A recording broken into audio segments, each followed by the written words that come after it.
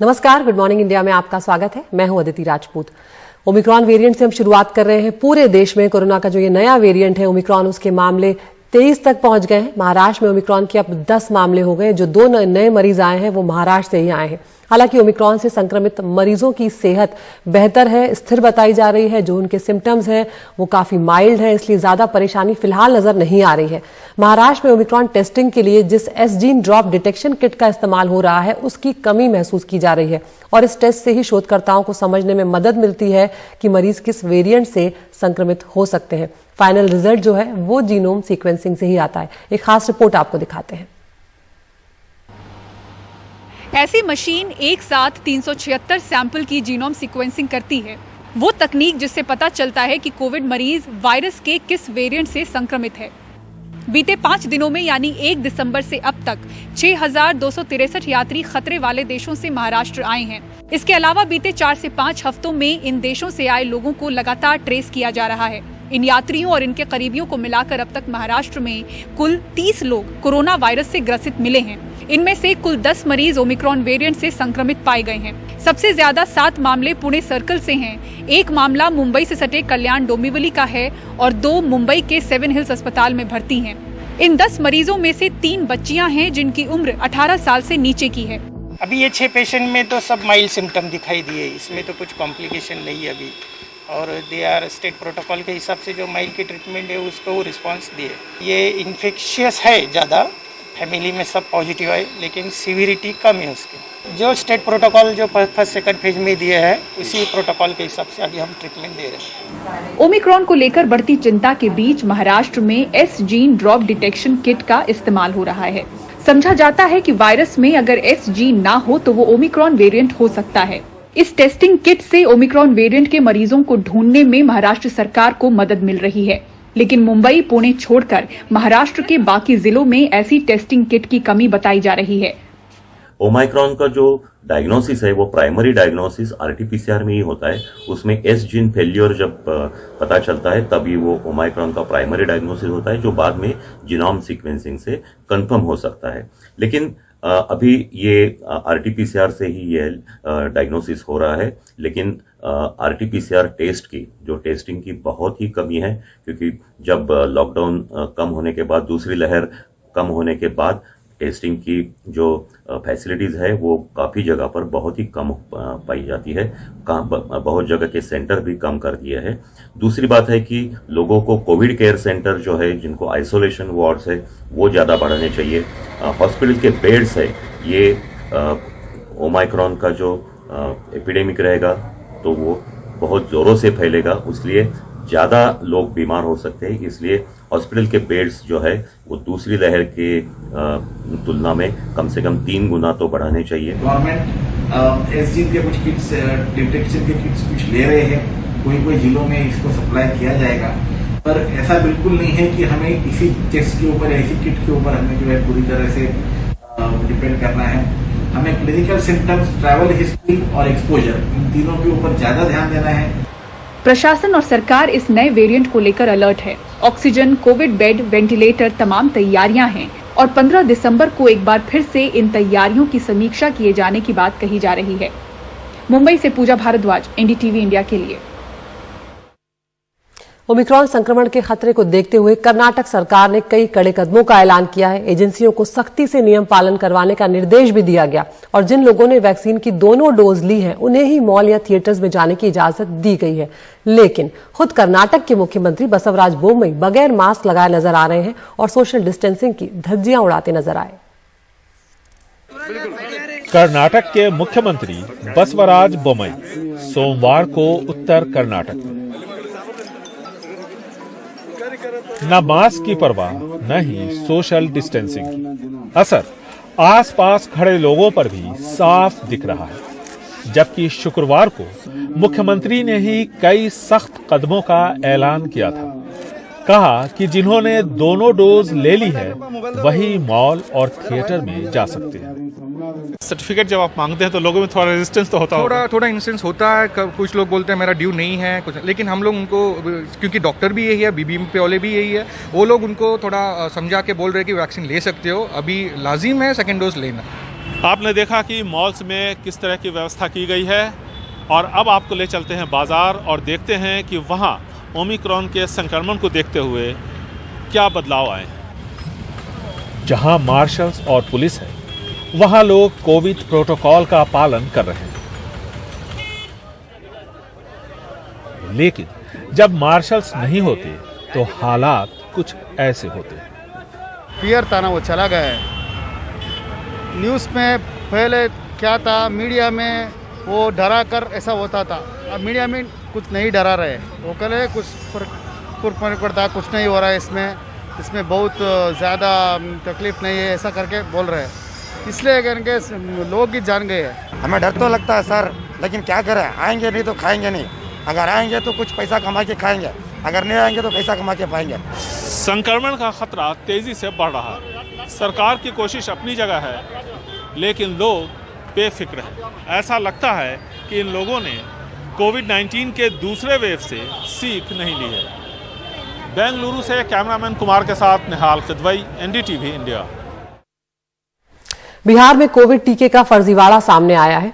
अरवल जिले के एक स्वास्थ्य केंद्र में वैक्सीन लेने वालों की सूची में नामी गिरामी हस्तियों के नाम दिखाई दे रहे हैं। यहां तक कि प्रधानमंत्री नरेंद्र मोदी, सोनिया गांधी और प्रियंका चोपड़ा तक के नाम भी इस लिस्ट में नजर आए। दूसरी तरफ जो लोग टीका लगवाने पहुंचे तो उनके नाम पर पहले ही एंट्री हो चुकी थी। तो इस मामले में 2 कंप्यूटर ऑपरेटर्स को निलंबित कर दिया गया है। मनीष कुमार की खास रिपोर्ट। यह है अरवल जिले का करपी स्वास्थ्य केंद्र। यहाँ कंप्यूटर की डेटा एंट्री पर भरोसा करे तो यहाँ बड़े बड़े नेताओं अभिनेताओं को कोविड का टीका लगा है। इनमें प्रधानमंत्री नरेंद्र मोदी, अमित शाह, सोनिया गांधी भी शामिल हैं और प्रियंका चोपड़ा भी। अब ये फर्जीवाड़ा सुर्खियों में है। जो करपी में घटना हुआ, ये पूरे सूची भी मैंने देखा और डेफिनेटली वहाँ पे जो डेटा एंट्री भी किए हैं और किसके द्वारा किया और कौन उनको करने के लिए बताए, इसके बारे में कंप्लीट जांच हम लोग करेंगे और इसमें एफआईआर दर्ज होगा। ये मामला बहुत सीरियस है। ऐसे हम लोग इतना प्रयास कर रहा है लोगों को टेस्टिंग और वैक्सीनेशन करने में, और उसमें ऐसे कुछ गड़बड़ी हो रहा है। We are going to take it very seriously.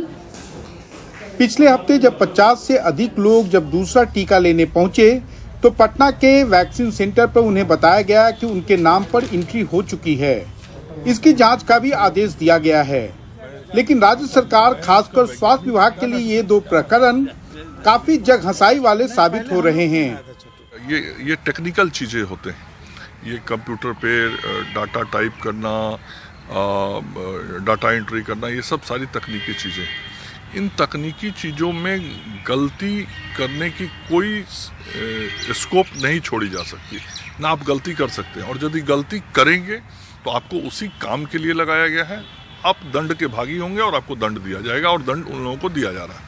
Bihar का स्वास्थ्य विभाग अपने आंकड़ों के फर्जीवाड़े के कारण हमेशा क्यों चर्चा के केंद्र में रहता है, इस प्रश्न का उत्तर अगर आप जानना चाहते हैं तो इसका जवाब यही है कि कोरोना के दोनों दौर में यहाँ के स्वास्थ्य सुविधाओं की चूंकि पोल खुल गई, उसके बाद विभाग के आला अधिकारियों ने जब वैक्सीनेशन का दौर चला तो उसमें नए रिकॉर्ड कायम कर उन सारी चीज़ों की भरपाई करनी चाहिए, लेकिन परिणाम हुआ उसका उल्टा।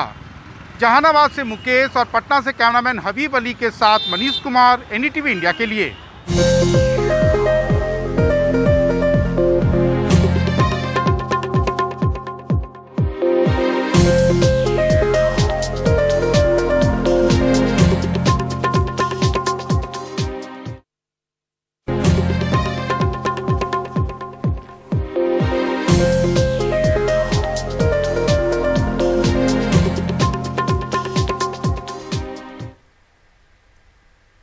और अब बात करते हैं रूसी राष्ट्रपति व्लादिमीर पुतिन के कुछ ही घंटों के भारत दौरे की।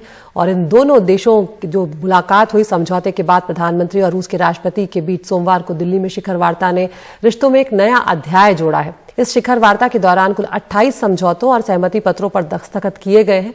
रूस से S-400 मिसाइल सिस्टम की खरीद पर अमेरिकी आपत्तियों को दोनों देशों ने सिरे से खारिज कर दिया। कहा, रक्षा खरीद फरोख्त दोनों देशों का आपसी मामला है।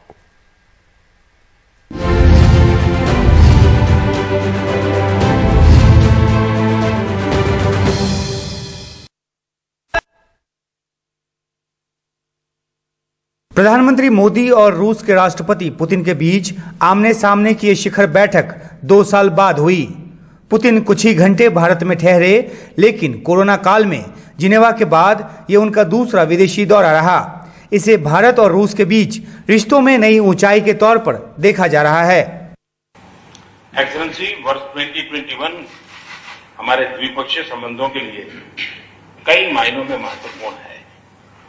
इस वर्ष 1971 की treaty of peace, friendship and cooperation के 5 दशक और हमारी स्ट्रेटेजिक पार्टनरशिप के 2 दशक पूरे हो रहे हैं।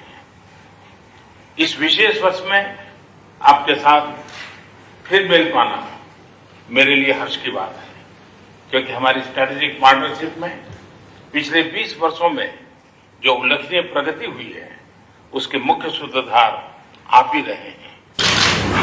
इस मौके पर पुतिन ने भारत को दुनिया की बड़ी ताकत बताया। Мы относимся к Индии как к великой державе с дружественным нам народом и с замечательной предысторией наших отношений. We perceive India as a great power, a friendly nation, and a time-tested friend. Нас безусловно беспокоит все, что связано с терроризмом. Naturally, we are concerned about everything that has to do with terrorism. И борьбой с ним, даже как с наркотиками, с организованной преступностью. I mean the fight against terrorism, also fighting drug trafficking and organized crime. Modi Putin मुलाकात से पहले भारत और रूस के विदेश और रक्षा मंत्रियों के बीच हुई पहली बैठक में राजनाथ सिंह ने चीन का नाम लिए बगैर उसकी तरफ से पैदा की गई चुनौती का जिक्र किया। The pandemic, the extraordinary militarization and expansion of armament in our neighborhood, and the unprovoked aggression on our northern border since early summer of 2020 have thrown in several challenges. India is confident of overcoming these challenges with its strong political will and inherent capability of its people. रूस ने भारत की चिंताओं को लेकर अपनी सहमति जताई। रूस से S-400 मिसाइल सिस्टम की खरीद पर अमेरिकी आपत्तियों को दोनों देशों ने सिरे से खारिज कर दिया। कहा, रक्षा खरीद फरोख्त दोनों देशों का आपसी मामला है। Well, S-400 deal doesn't have only symbolic meaning; it has very important practical meaning for Indian defense capability. And the situation is basically underway. The deal is being implemented. We witness attempts on the part of the United States to undermine this cooperation. The visit of President Putin is short, but nonetheless highly productive, highly substantive. There were excellent discussions between the two leaders. The visit concluded in a joint statement titled India-Russia Partnership for Peace, Progress and Prosperity. The joint statement captures the state and future potential of our relationship. In all, a record number of 28 agreements or MOUs were concluded during this visit. These agreements were both government to government as well as business to business. AK-203 के भारत में साझे निर्माण पर अंतिम मुहर को इस दौरे की एक बड़ी उपलब्धि माना जा रहा है। अफगानिस्तान को मानवीय सहायता देने पर भी दोनों देशों में सहमति बनी। तालिबान सरकार को मान्यता को लेकर इस बैठक में कोई चर्चा नहीं हुई, लेकिन अफगानिस्तान को लेकर साझा रणनीति से आगे बढ़ने को लेकर भी बात हुई। नई दिल्ली से उमाशंकर सिंह, NDTV इंडिया। और अब नागालैंड की बात करते हैं, जहां पर सेना की गोली से मारे गए 14 लोगों के मौत के बाद से माहौल तनावपूर्ण है। सरकार ने इसकी जांच के आदेश भी दे दिए हैं। संसद के दोनों सदनों में सोमवार को इस पर जमकर हंगामा हुआ है। गृह मंत्री अमित शाह ने इस पर बयान भी दिया। उन्होंने कहा कि इस मामले में जांच के आदेश दे दिए गए हैं और उचित कार्रवाई की जाएगी। उधर पूर्वोत्तर के 2 मुख्यमंत्रियों ने वहां पर armed forces special powers act यानी अफ्स्पा को हटाने की मांग की है।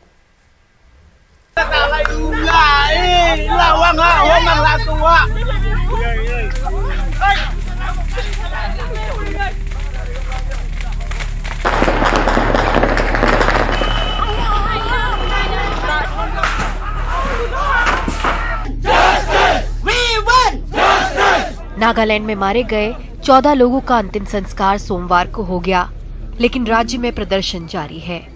गम और गुस्से का माहौल बना हुआ है। राज्य पुलिस ने 21 पैरा स्पेशल के जवानों के खिलाफ FIR दर्ज करते हुए इसे इरादतन हत्या बताया है। राज्य के मुख्यमंत्री ने राज्य में अफसपा हटाने की मांग की है। मेघालय के मुख्यमंत्री कॉनराड संगमा ने ट्वीट कर अफसपा हटाने की मांग की है। मिनिस्टर से बात किया, वो उन लोग का बहुत सीरियस से ले रहा है। उन लोग को एक केस का 11 लाख दिया और इंजर्स को 50,000 दिया। हम लोग भी हमेशा गवर्नमेंट ऑफ इंडिया से पूछता है ये कि ये रिमूव करो, इसलिए हम हिंदुस्तान है biggest democratic country in the world and this is a draconian law. Nagaland में हुई इस दुर्भाग्यपूर्ण घटना मिजोरम की हिंसा संसद के दोनों सदनों में गूंजी। गृह मंत्री अमित शाह ने दोनों सदनों में बयान दिया और कहा कि ऐसी घटना दोबारा नहीं होगी, लेकिन विपक्ष संतुष्ट नहीं दिखा। सेना द्वारा इन दुर्भाग्यपूर्ण मृत्यु के कारणों की जांच उच्चतम स्तर पर की जा रही है और कानून के अनुसार समुचित कार्यवाही की जाएगी। यह निर्णय लिया गया है कि सभी एजेंसियों को यह सुनिश्चित करना चाहिए कि विद्रोहियों के खिलाफ अभियान चलाते समय भविष्य में ऐसी कोई दुर्भाग्यपूर्ण घटना की पुनरावृत्ति न हो। नागालैंड के इश्यू पे भी हम क्लैरिफिकेशन पूछना चाहते थे। इसमें कंपेंसेशन का मुद्दा था, सूटेड साइट जो ऑर्डर था उसमें क्या हुआ, किसने कहा, ये सब चीजें, तो ये सारी चीजें हम पूछने के लिए तैयार थे। सिर्फ अपनी बात उन्होंने कहकर, और उसमें उन्होंने आखिरी पैरा में ये भी कहा कि गवर्नमेंट रिग्रेट्स। भाई रिग्रेट इसका मतलब क्या है? तो गलती आपने की, ऐसा हो गया। सरकार का कहना है कि राज्य में हालात नियंत्रण में हैं, लेकिन ये सच है कि इस घटना से पूर्वोत्तर में अलगाववादी भावनाओं को नई ताकत मिल सकती है। Bureau report, NDTV India.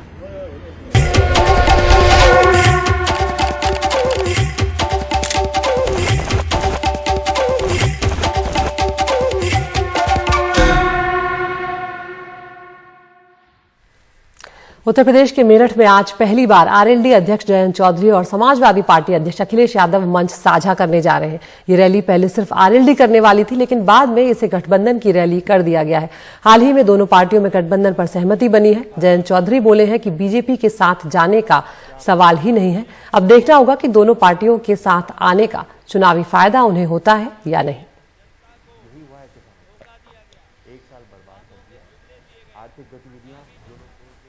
और समाजवादी पार्टी के अध्यक्ष अखिलेश यादव की रैलियों में भीड़ तो सुर्खियों का विषय बनी हुई है। आजकल उनका शायराना अंदाज भी सुर्खियों में है। वो ट्विटर पर लगातार कविताएं और शायरी ट्वीट कर रहे हैं, जिनमें गहरा सियासी तंज होता है।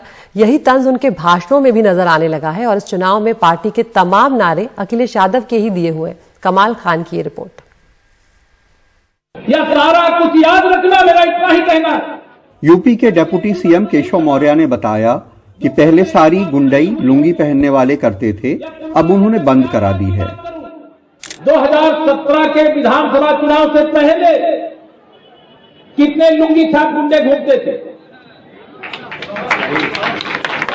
जालीदार गोली टोपी लगाए हुए, राइफल रिवाल्वर बंदूक लिए हुए व्यापारियों को डराने और धमकाने का काम कौन करता था? आपकी जमीनों पर कब्जा करना और कब्जा करने तो शिकायत करने भी बन जाना, ऐसी धमकी कौन देता था? अखिलेश से मीडिया ने जब इस पे सवाल पूछा तो उनका जवाब हाजिर था। जो पहनावे पे बात कर रहे हैं, जो सवाल आपने पूछा है, मुझे लगता है उन्होंने मुख्यमंत्री जी का पहनावा देख लिया है, इसलिए कुछ ज्यादा इस तरह बोल रहे हैं। क्योंकि उनका झगड़ा विपक्ष के लोगों से नहीं है, उनका झगड़ा तो उनके अंदर अपने लोगों से है। पीएम मोदी का पूर्वांचल एक्सप्रेसवे का एक वीडियो वायरल हुआ, जिसमें पीएम भारी एसपीजी सिक्योरिटी में कार में जा रहे हैं और सीएम उनकी गाड़ी के पीछे पैदल चल रहे हैं। अखिलेश ने वो तस्वीर ट्वीट कर लिखा कि तुमने हमारी आओ भगत का अच्छा सिला दिया, जनता से पहले तुम्ही ने हमें पैदल कर दिया, बड़े बेआबरू होकर इन सड़कों से हम गुजरे। और फिर जब सरकार ने वो दो तस्वीरें ट्वीट की जिनमें पीएम मोदी सीएम योगी के कंधे पे हाथ रखकर चलते हुए नजर आ रहे हैं, तो अखिलेश ने तंज किया कि दुनिया की खातिर सियासत में कभी यूं भी करना पड़ता है, बेमन से कंधे पे रख हाथ कुछ कदम संग चलना पड़ता है। अखिलेश यादव की गाजीपुर से निकली रथ यात्रा में बेइंतहा हुजूम उमड़ा। इतनी भीड़ की चंद मील जाने पे घंटों लगे। इस मौके पर उन्होंने अमेरिकन पोएट रॉबर्ट फ्रॉस्ट की 1922 में लिखी गई मशहूर कविता stopping by woods on a snowy evening की पंक्तियां ट्वीट कर आगे बढ़ने के अपने जज्बे का इजहार किया। वो लिखते हैं, but I have promises to keep and miles to go before I sleep and miles to go before I sleep. BJP का इस बार नारा है कि सोच ईमानदार, काम दमदार, फिर एक बार बीजेपी सरकार। लेकिन जब खबरें आईं कि सरकारी प्रचार में जेवर एयरपोर्ट की तस्वीरों में चीन के एयरपोर्ट की और भावनी बांध की फोटो की जगह तेलंगाना के बांध की फोटो लगाई गई है, तो अखिलेश ने ट्वीट किया कि भाजपा के झूठे काम की हर तस्वीर उधार है, फिर झूठा दावा करने वालों की कैसे सोच ईमानदार है। अगर कोई विमान यहाँ पे लैंड करना चाहे या फिर यहाँ से पूर्वांचल एक्सप्रेसवे के उद्घाटन में पीएम मोदी का प्लेन भी एक्सप्रेसवे पे उतरा और तमाम फाइटर एयरक्राफ्ट्स भी उतरे। अखिलेश का कहना है कि पूर्वांचल एक्सप्रेसवे का भी प्लान उन्होंने ही बनाया था। उन्होंने ट्वीट किया, कुछ लोग अपना राज बस ऐसे ही गुजारते हैं, दूसरों की पट्टी पर अपना जहाज उतारते हैं। सब गया। पीएम मोदी ने जब जेवर एयरपोर्ट का शिलान्यास किया तो अखिलेश ने बीजेपी सरकार की एयरपोर्ट्स को निजी हाथों में देने की नीति पर तंज किया। उन्होंने ट्वीट किया कि आज जिसका शिलान्यास होगा कल उसको बेचने का प्रयास होगा। इतवार को 69,000 शिक्षक भर्ती के बेरोजगार उम्मीदवारों पर लखनऊ में पुलिस ने लाठीचार्ज किया। अखिलेश ने तस्वीर लगाकर ट्वीट किया, युवा कहे आज का नहीं चाहिए भाजपा। बोल्शेविक रेवोल्यूशन से लेकर हिंदुस्तान की जंग आज़ादी तक और हिंदुस्तान की जंग आज़ादी से लेकर लोकसभा, विधानसभा, स्टूडेंट यूनियन और ट्रेड यूनियंस के चुनावों तक कविताओं का इस्तेमाल होता रहा है, लेकिन अखिलेश यादव की यह खूबी पहली बार सामने आई है। लखनऊ में कैमरामैन विनीत वर्मा के साथ कमाल खान, एनडीटीवी इंडिया। और प्रधानमंत्री नरेंद्र मोदी भी आज उत्तर प्रदेश में होंगे। गोरखपुर के दौरे पर वो जा रहे हैं। इस दौरान प्रधानमंत्री 10,000 करोड़ की लागत से बनी परियोजनाओं का उद्घाटन करेंगे। इनमें खाद कारखाना, एम्स और मेडिकल कॉलेज के रीजनल मेडिकल रिसर्च सेंटर भी शामिल हैं। 2016 में प्रधानमंत्री नरेंद्र मोदी ने ही खाद कारखाना और एम्स की नींव रखी थी और अब वो इसका उद्घाटन करेंगे।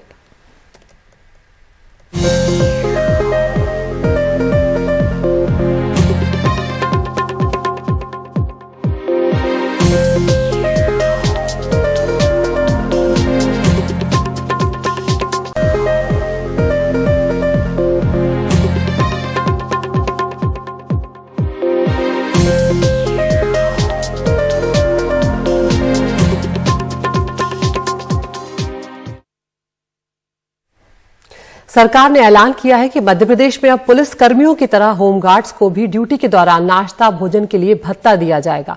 साल में 2 महीने के बजाय 3 साल में फॉल ऑन होगा। होमगार्ड और एसडीआरएफ के जवानों के लिए बजट में 25-25 लाख रुपए का प्रावधान भी किया जा रहा है। हालांकि खाने और नाश्ते की रकम जो ये है इतनी कम है कि इससे शायद ही एक बार का खाना मिल पाए। अनुराग द्वारी की ये रिपोर्ट। ऐसे बंदोबस्त के दौरान कई बार पुलिस कर्मियों को पूरी सब्जी से ही पेट भरना होता है। ड्यूटी के दौरान 70 रुपए मिलते हैं, 20 रुपए नाश्ते के लिए, 25 रुपए में 2 वक्त का भोजन। थाने में बंद आरोपियों के खाने का भी यही बजट है। पौष्टिक भोजन के लिए पुलिस वालों को हर महीने 650 रुपए मिलते हैं। सिपाही से इंस्पेक्टर तक को 18 रुपए विशेष पुलिस भत्ता, 10 रुपए राइफल भत्ता, 8 रुपए आज भी साइकिल भत्ता मिलता है। पतलून सिलवाने के 105 रुपए। पहले इन होमगार्ड्स के जवानों को कोई भोजन भत्ता नहीं मिलता था, लेकिन अब सरकार ने तय किया है कि होमगार्ड के जवानों को भी 24 घंटे ड्यूटी करने पर 70 रुपए की दर से भोजन दिया जाएगा। कांग्रेस का मानना है ये नाकाफी है। हमारे जो जवान हैं होमगार्ड के, एसडीआरएफ के, ये दोनों जो जवान थे अभी तक इन्हें ड्यूटी के दरमियान में जैसे 8 घंटे हो जाते थे पूर्ण, तो नाश्ता और भोजन वगैरह नहीं मिलता था। तो इस बार के बजट में हम 25-25 लाख का दोनों के लिए, एसडीआरएफ के लिए और होमगार्ड के जवानों के लिए प्रावधान कर रहे हैं कि अब इन्हें नाश्ता और भोजन भी दोनों मिलेगा। जिस हिसाब से महंगाई की दर है, 70 रुपये में चाय, नाश्ता, खाना और जो रात्रि भोजन ये संभव नहीं है। और जब तक पुलिस को 250-300 रुपये आप दैनिक भत्ता नहीं देंगे खाने के भोजन के लिए, तब तक पुलिस कैसे काम करेगी? 16-16, 17-17 घंटे हमारे पुलिस के जवान काम करते हैं और यही एक कारण है जिस कारण से अपराध बढ़ रहे हैं। पुलिस जो है उस तरीके से ठीक से काम नहीं कर पा रही है। कांग्रेस मांग करती है कि 250 से 300 रुपये भत्ता दिया जाए। वैसे आरोपियों से लेकर पुलिस कर्मियों के भोजन भत्ते बढ़ाने की सिफारिश हुई है, लेकिन महीनों से ये लंबित ही है। हमारी कहानियों में अक्सर पुलिस वाले कटघरे में खड़े होते हैं, लेकिन क्या 8-10 रुपए के भत्ते देने वाले वो नेता, वो हुक्मरान कटघरे में नहीं आते, जो खुद के वेतन भत्ते तो सर्वदलीय तरीके से मिनटों में पारित करा लेते हैं, जबकि हमारी रक्षा में लगे खाकी के लोगों की वेतन या भत्तों की फाइलें महीनों सालों अटकी पड़ी रहती हैं। भोपाल से कैमरा पर्सन रिजवान खान के साथ अनुराग द्वारी, एनडीटीवी इंडिया।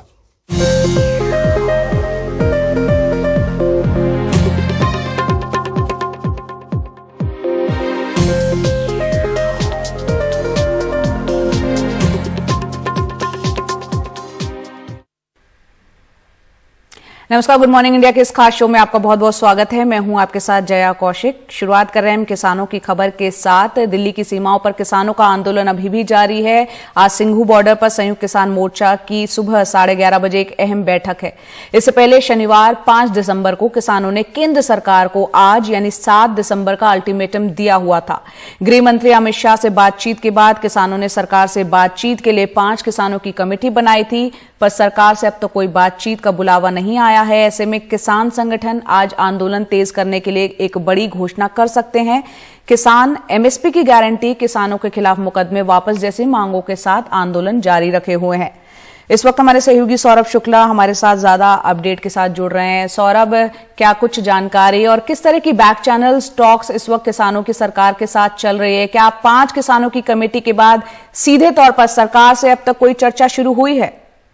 बिल्कुल जया, सरकार से कोई चर्चा शुरू नहीं हो पाई है, क्योंकि जब 5 तारीख को बैठक थी तो उसमें तय हुआ था कि अमित शाह जी का फोन आया 2 किसान नेताओं को का एक दिन पहले 4 तारीख को, और अमित शाह ने बोला कि सरकार बातचीत करना चाहती है, आप नाम तय कीजिए और सरकार बातचीत के लिए बुलाएगी।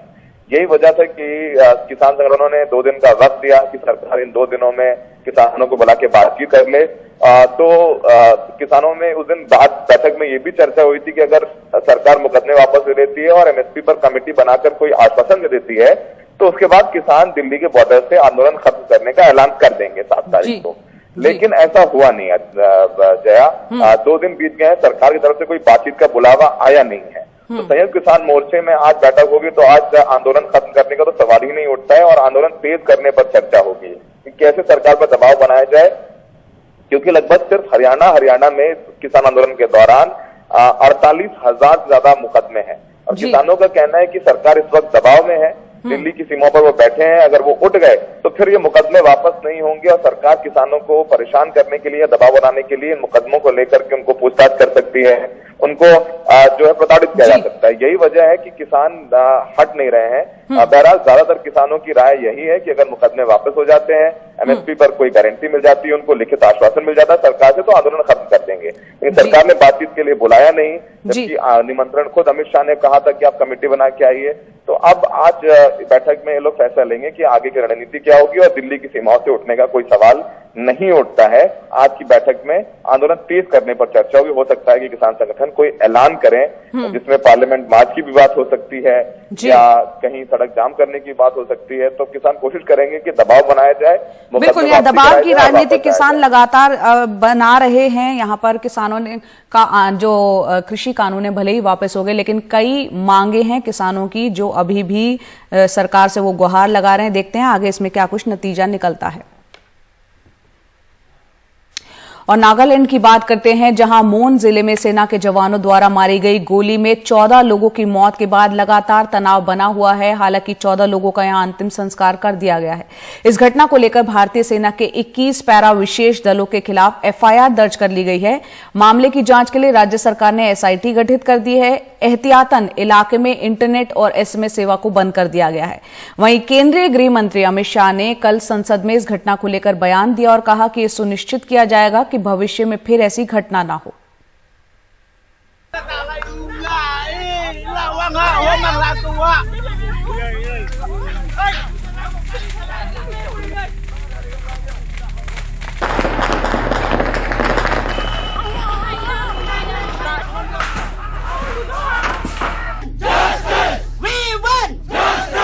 नागालैंड में मारे गए 14 लोगों का अंतिम संस्कार सोमवार को हो गया, लेकिन राज्य में प्रदर्शन जारी है। गम और गुस्से का माहौल बना हुआ है। राज्य पुलिस ने 21 पैरा स्पेशल के जवानों के खिलाफ एफआईआर दर्ज करते हुए इसे इरादतन हत्या बताया है। राज्य के मुख्यमंत्री ने राज्य में अफसपा हटाने की मांग की है।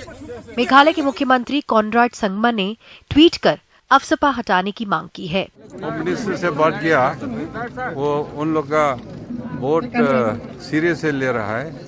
उन लोग को इस केस का 11 लाख दिया और इंजर्स को 50,000 दिया। हम लोग भी हमेशा गवर्नमेंट ऑफ इंडिया से पूछता है ये कि ये रिमूव करो, इसलिए हम हिंदुस्तान है biggest democratic country in the world and this is a draconian law. Nagaland में हुई इस दुर्भाग्यपूर्ण घटना मिजोरम की हिंसा संसद के दोनों सदनों में गूंजी। गृह मंत्री अमित शाह ने दोनों सदनों में बयान दिया और कहा कि ऐसी घटना दोबारा नहीं होगी, लेकिन विपक्ष संतुष्ट नहीं दिखा। सेना द्वारा इन दुर्भाग्यपूर्ण मृत्यु के कारणों की जांच उच्चतम स्तर पर की जा रही है और कानून के अनुसार समुचित कार्यवाही की जाएगी। यह निर्णय लिया गया है कि सभी एजेंसियों को यह सुनिश्चित करना चाहिए कि विद्रोहियों के खिलाफ अभियान चलाते समय भविष्य में ऐसी कोई दुर्भाग्यपूर्ण घटना की पुनरावृत्ति न हो। नागालैंड के इश्यू पे भी हम क्लैरिफिकेशन पूछना चाहते थे। इसमें कॉम्पेंसेशन का मुद्दा था, शूटेड साइट जो ऑर्डर था उसमें क्या हुआ, किसने कहा, ये सब चीजें, तो ये सारी चीजें हम पूछने के लिए तैयार थे। सिर्फ अपनी बात उन्होंने कहकर, और उसमें उन्होंने आखिरी पैरा में ये भी कहा कि गवर्नमेंट रिग्रेट्स। भाई रिग्रेट इसका मतलब क्या है? तो गलती आपने की, ऐसा हो गया। सरकार का कहना है कि राज्य में हालात नियंत्रण में हैं, लेकिन ये सच है कि इस घटना से पूर्वोत्तर में अलगाववादी भावनाओं को नई ताकत मिल सकती है। Bureau report, NDTV India.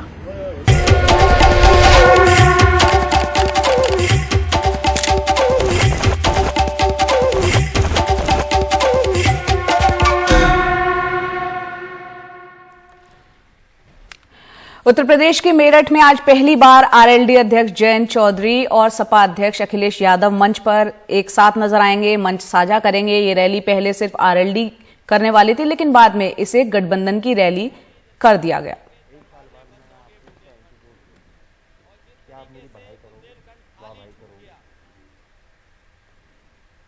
और वहीं दूसरी तरफ प्रधानमंत्री मोदी आज उत्तर प्रदेश के गोरखपुर के दौरे पर होंगे। इस दौरान प्रधानमंत्री 10,000 करोड़ की लागत से बनी परियोजनाओं का उद्घाटन करेंगे। इनमें खाद कारखाना, एम्स और बाबा राघवदास मेडिकल कॉलेज के रीजनल मेडिकल रिसर्च सेंटर शामिल हैं। 2016 में प्रधानमंत्री मोदी ने ही खाद कारखाना और एम्स की नींव रखी थी और अब वो खुद उसका उद्घाटन भी करने जा रहे हैं। गोरखपुर में दरअसल 3 मेगा प्रोजेक्ट के जरिए बीजेपी की कोशिश है पूर्वी यूपी को जीतने की।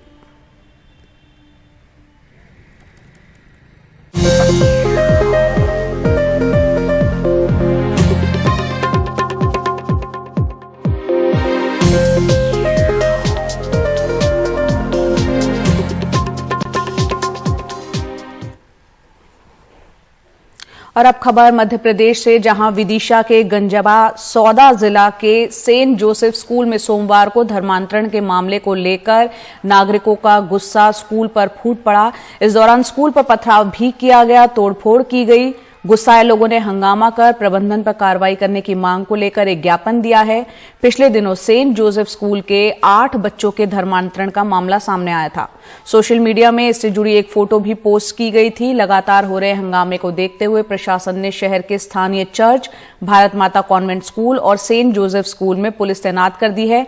मामले की गंभीरता को देखते हुए एसपी और कलेक्टर भी मौके पर पहुंचे और कार्रवाई की बात कही है। स्कूल प्रबंधन ने धर्मांतरण की बात से इनकार किया है। अभी सब बच्चे सुरक्षित हैं। कोई नंस भी यहाँ मेरे पीछे खड़ी हुई है, जो देखिए आप ये लेफ्ट हैंड पे, ये सब स्वस्थ महसूस कर रही है। इनके सामने एक शहर टीआई मौजूद है। विगत कई दिनों से सेंट जोसेफ स्कूल धर्मांतरण को लेकर सुर्खियों में था। इसमें हमारे राष्ट्रीय बाल आयोग ने भी इसको संज्ञान में लेकर माननीय कलेक्टर साहब को लेटर लिखा था कि इसकी जांच करी जाए कि 8 बच्चों का जो ईसाई पद्धति से धर्मांतरण हुआ है वो 8 बच्चे कौन हैं। लगातार चर्च के माध्यम से आदिवासी वनवासी भाइयों का और हिंदू भाइयों का लोभ और लालच देकर शिक्षा के नाम पर, स्वास्थ्य के नाम पर उनका धीरे धीरे धर्मांतरण किया जा रहा है। सर, ये उसके बारे में मैंने मीडिया से पता चल गया। ऐसा एक लेटर मीडिया से सेंट जोसेफ स्कूल के नाम पर ऐसा एक फैला दिया, एक कन्वर्शन चला रहा है। हिंदू धर्म का 8 बच्चों को ईसाई बना दिया। वो लोग पत्र में लिखा गया है, वो बच्चों का नाम, वो बच्चे का कोई इधर नहीं पड़ता है। फिर अक्टूबर 31 तारीख डेट डाल रखा है, तो 31 अक्टूबर संडे इतवार है। ये इतवार में कोई टीचर्स और कोई बच्चे स्कूल में आने की जरूरत नहीं है। फिर ये मुद्दा कैसे हुआ है मुझे समझ में नहीं आ रहा। ये स्कूल में ऐसा एक प्रोग्राम नहीं हुआ है। मुझे ऐसा वाले 8 बच्चे इधर ही नहीं पढ़ता है। मुझे ये बच्चों के और बच्चों के पेरेंट्स के बारे में कोई जानकारी नहीं है। और इस खबर पर ज्यादा जानकारी के साथ अनुराग द्वारी हमारे सहयोगी जुड़ गए हैं। अनुराग, स्कूल अपने ऊपर लगे आरोपों से इनकार कर रहा है, दूसरी तरफ स्कूल में तोड़फोड़ की तस्वीरें भी हम देख रहे हैं। अभी हालात वहां कैसे बने हुए हैं और जांच में क्या कुछ अभी तक कुछ साफ हो पाया है? देखिए, अब जाकर इस घटना के बाद पुलिस ने वहां सुरक्षा दे दी है और अभी फिलहाल वहां हालात नियंत्रण में है, शांतिपूर्ण है। लेकिन बड़ा सवाल यह है कि मध्य प्रदेश में आपने देखा होगा जया कि बहुत हो हल्ले के बाद धर्म स्वातंत्र अधिनियम पास हुआ था। और अगर ऐसा है कि स्कूल धर्मांतरण के काम में लगा हुआ है और अगर एनसीपीसीआर ने संज्ञान लेकर कलेक्टर को जांच के आदेश दिए थे, तो क्या कलेक्टर ने हिंदू संगठनों को वहां पुलिस की नियुक्ति दे दी है? और अगर नहीं दी है तो पुलिस अब क्यों कह रही है कि उन लोगों को पहचाना जाएगा और उनके खिलाफ अलग अलग धाराओं में आईपीसी की जो सेक्शंस हैं उनके अंतर्गत मामला दर्ज किया गया है, जबकि वो कैमरे के सामने दिख रहे हैं, बताए अपने खुद सामने आकर अपनी बात रख रहे हैं, कह रहे हैं कि स्कूल धर्मांतरण के काम में लिप्त था। ये भी कह रहे हैं कि तोड़फोड़ से उनका कोई लेना देना नहीं है, कुछ असामाजिक तत्वों ने तोड़फोड़ की है। लेकिन जब आप कोई धरना प्रदर्शन निकालते हैं तो आपको जिम्मेदारी लेनी होती है इस बात की, और पुलिस को भी ये तय करना होगा, प्रशासन को तय करना होगा कि अगर कोई आरोपों की जद में है तो उसकी जांच कौन कर रहा है, उस पर कार्रवाई कौन होगी और उसकी सजा कौन तय करेगा। इसके लिए तो पुलिस और अदालतें देश में हैं।